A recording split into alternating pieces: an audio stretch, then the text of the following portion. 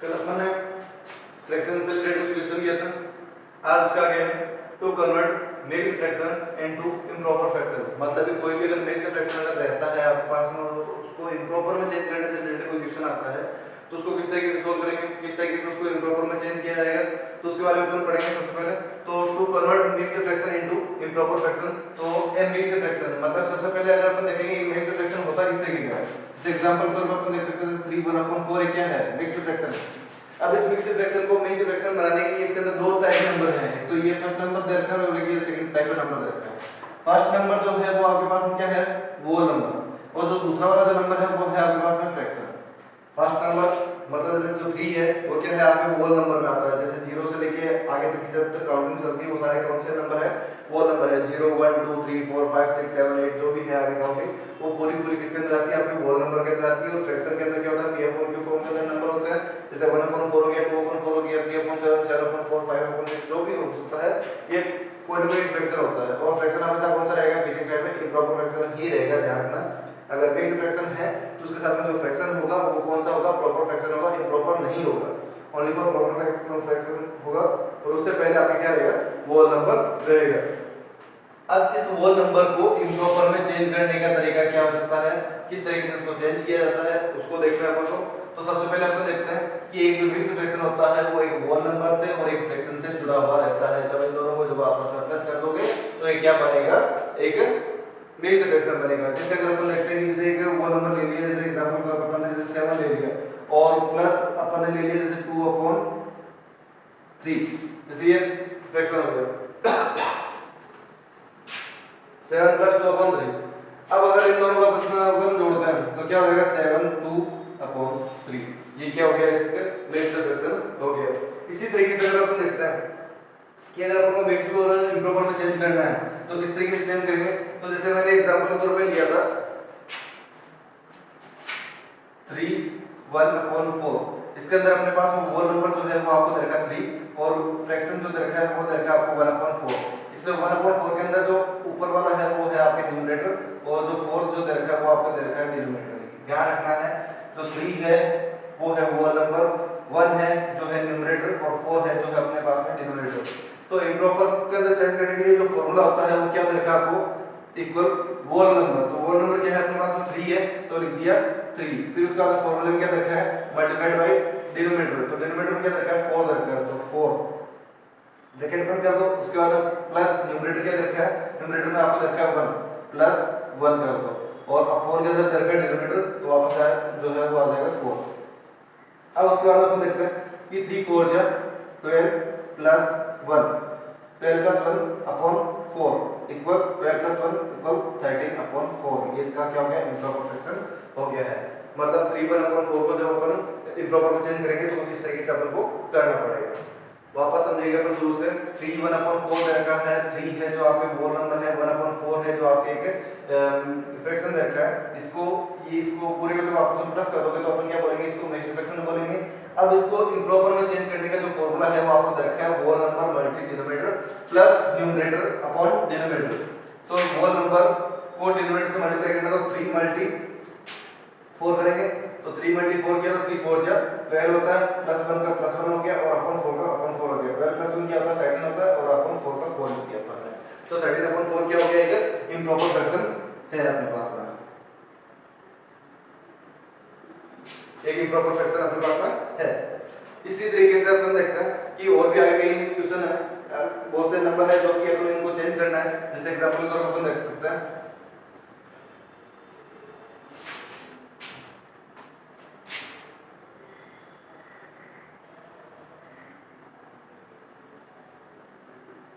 Convert into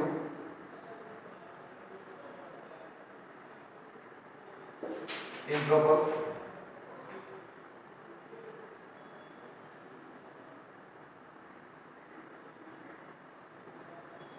convert into improper fraction. जैसे एक question हो गया इसके अंदर आपको दे दिया जैसे फर्स्ट नंबर 1/5 है इसको इम्प्रॉपर में चेंज करना है किस तरीके से होगा। तो वापस सेम यही फॉर्मूला लगाना है आपको कि इम्प्रॉपर में equal whole number multi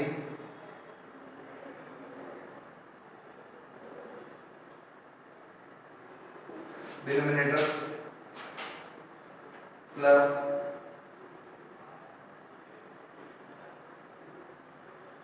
numerator upon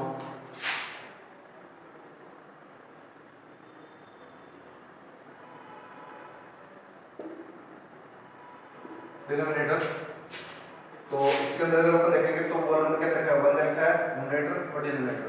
तो वॉल नंबर दे रखा है आपको 1, डिनोमिनेटर दे रखा है आपको 5 और आपको न्यूमरेटर जो दे रखा है वापस 1 दे रखा है और अपॉन डिनोमिनेटर के अंदर आ जाएगा 5 का 5 5 बन जाए 5 प्लस 1 अपॉन 5 5 प्लस 1 6 और 5 का 5 तो 6 अपॉन 5 क्या हो गया, इसका इंप्रॉपर फ्रैक्शन हो गया। इसी तरीके से आपको एक और दूसरा दे रखा है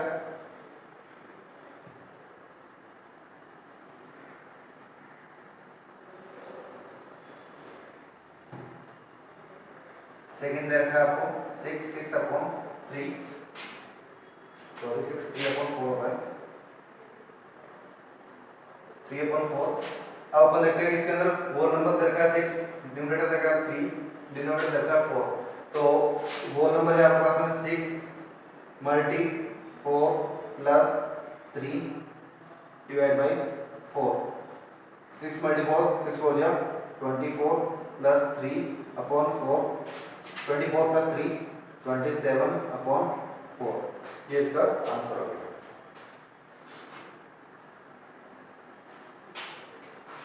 दो मैंने बता दिए, थर्ड और फोर्थ आपको होमवर्क में करना है, किस तरीके से करते हो वो चेक करना है आपको।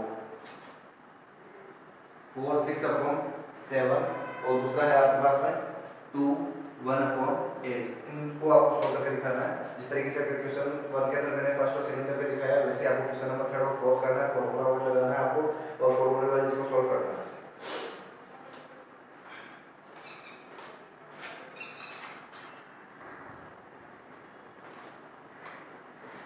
इसका क्या है to convert improper fraction into mixed fraction, मतलब इम्प्रॉपर फ्रैक्शन को आपको मिक्स्ड फ्रैक्शन में चेंज करना है। जैसे दर का 48/5 इसको मिक्स्ड फ्रैक्शन में चेंज करना किस तरीके से होता है, तो सबसे पहले करना क्या है, न्यूमरेटर को डिनोमिनेटर से डिवाइड करवाना है। तो न्यूमरेटर में आपको दर का 48 है, डिनोमिनेटर में दर का 5।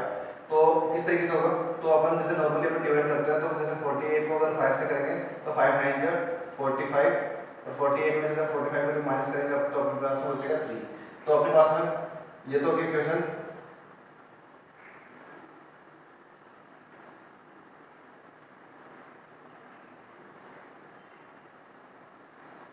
ये है आपके पास में रिमाइंडर और ये है आपके पास में डिवाइजर।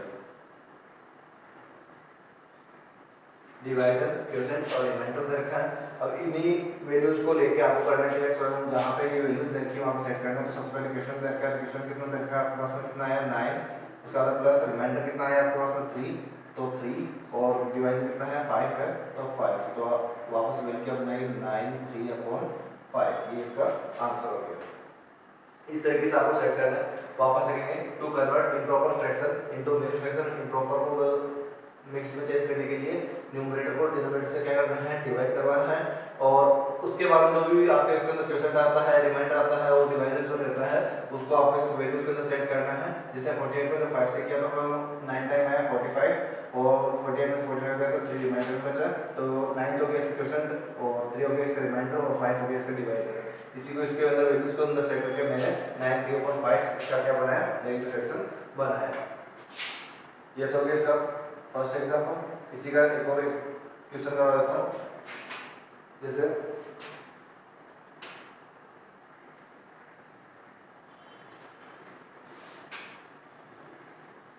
एक क्वेश्चन कर लेते हैं इसका क्वेश्चन नंबर सेकंड।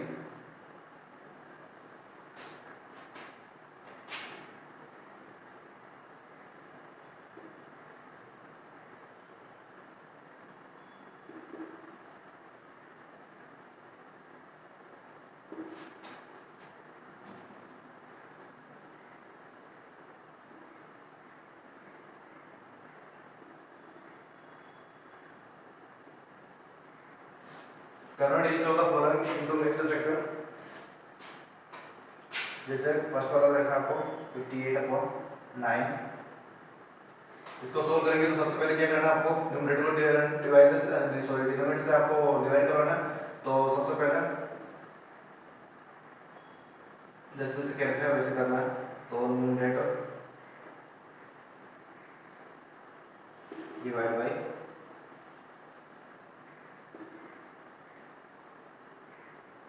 डिनोमिनेटर, तो न्यूमरेटर है आपके पास 58 डिवाइड बाई 9, 9 6 या 54, 58 में से 54 गया पीछे मेरे हिसाब से रिमाइंडर बचेगा 4। उसके बाद आपको क्या करना है, ये तो हो गया आपके लिए क्वोशिएंट, ये हो गया आपके लिए रिमाइंडर, ये है आपके लिए डिवाइजर। अब उसके अंदर क्या करना है, फॉर्मूले में सेट करना है। तो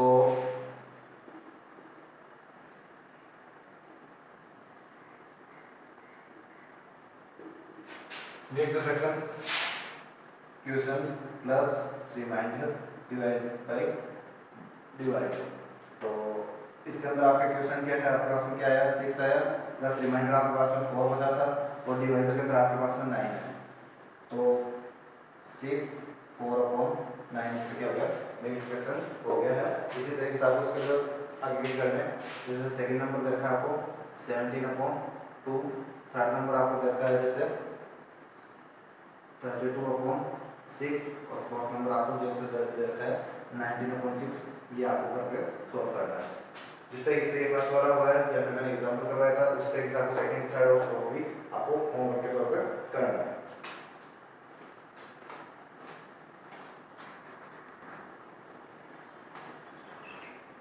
थर्ड क्वेश्चन है आपके पास में, right the equivalent fraction of each of the following.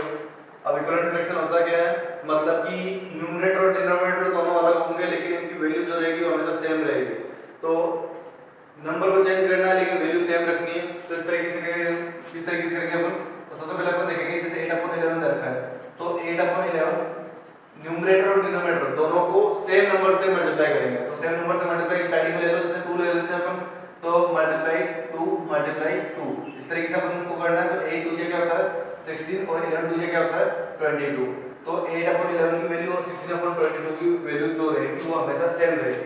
इसी तरीके से अपन देखते हैं, ये तो गई 1, इसके बाद में 8/11 मल्टी 3/3, तो 8 3 जा 24, 11 3 जा 33। इसी तरीके से 8 मल्टी 4 और 11 मल्टी 4। इसी तरीके से अगर अपन देखते हैं तो 8 4 जा 32 और 11 4 जा 44। तो देखते हैं अपन जैसे फर्स्ट वैल्यू, सेकंड और थर्ड, तीन इक्विवेलेंट फ्रैक्शन इसके 8/11 के हो चुके हैं। इसी तरीके से आपको सेकंड नंबर देखना है। जैसे देखा आपको 2/3, तो 2/3 इसके अंदर भी सेम यही मेथड चलाना है आपको। 2/3 मल्टी 2/2, तो 2 2 जा 4 और 3 2 जा 6। इसी तरीके से 2/3 मल्टी 3 मल्टी 3, तो 2 3 जा 6 और 3 3 जा 9।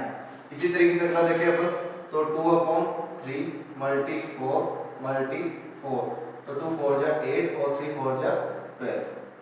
इसी तरीके से आपको इसके आगे के जो थर्ड नंबर क्वेश्चन और फोर्थ नंबर क्वेश्चन आपको होमवर्क के तौर पे करना है, जो कि है 4/9, और उसके बाद आपको देखना है 7/13, 7/13।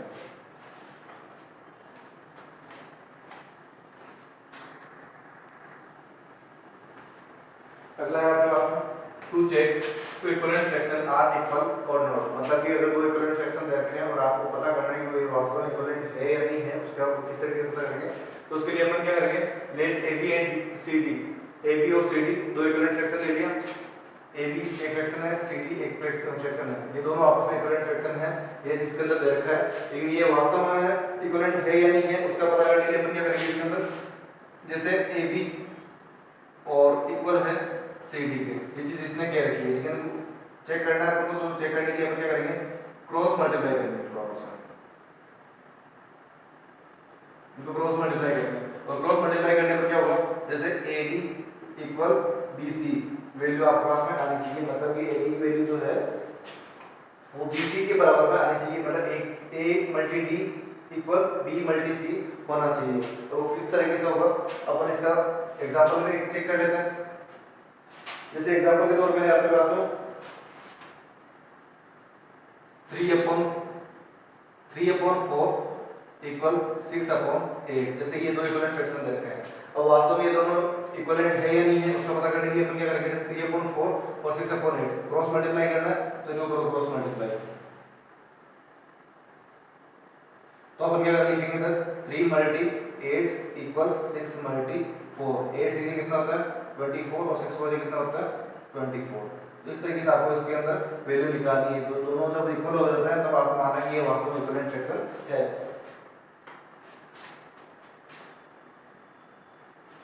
इसी तरीके से कुछ क्वेश्चन है जो कि आपको देखने हैं।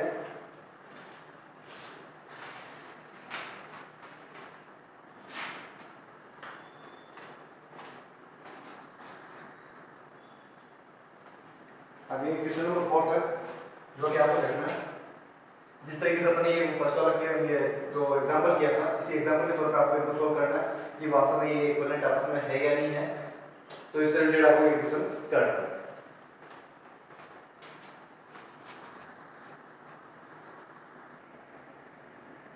जो आपने अभी टॉपिक देखा तो इसके अंदर आपके जो भी नोट्स वगैरह हैं वो इन नोट्स दिखा रहा हूँ इसके अंदर जो आपके फर्स्ट एग्जांपल जो था, इसके बाद में ये क्वेश्चन जो आपको दिया गया था, उसके बाद में ये सेकंड आपको जो टॉपिक है, उसके बाद में इससे रिलेटेड कुछ एग्जांपल वगैरह दे रखे हैं और कुछ क्वेश्चन वगैरह जो आपको इधर दिए हुए हैं। और उसके बाद में आपको जो इक्विवेलेंट फ्रैक्शन से रिलेटेड जो टॉपिक करवाया था तो वो ये दे रखा है और उसके नीचे जो एग्जाम्पल है ये आपको देखना है वापस।